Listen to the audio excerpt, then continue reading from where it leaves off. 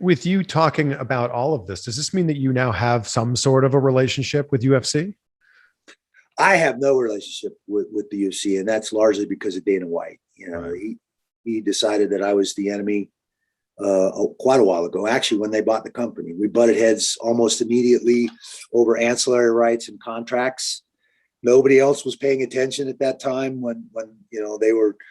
I'm not sure who was holding whose feet to the fire back then, but we weren't getting along very well. I think they felt like they were stuck with me. When they bought the company, I was the heavyweight champion. I just signed with new management.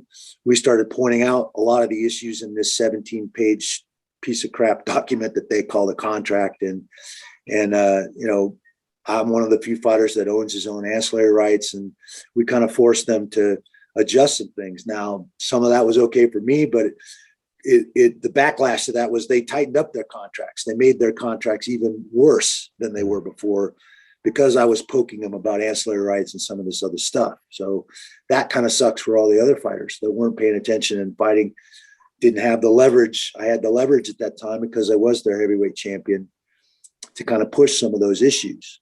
Yeah. But then went by the wayside. Nobody else took up that mantle or tried to fight for their own ancillary rights or their own issues with those contracts. Now, obviously, you got guys like John Jones and others that are chirping about the pay. Logan Paul and Jake Paul are poking Dana on a regular. Guys like Ben Askren and Tyron Woodley make more money from one boxing match than they've ever made in their entire MMA career. Yeah. There's a stark problem in our sport. So, if it takes a guy like Jake Paul to highlight that and bring that to the forefront, I'm going to get behind that.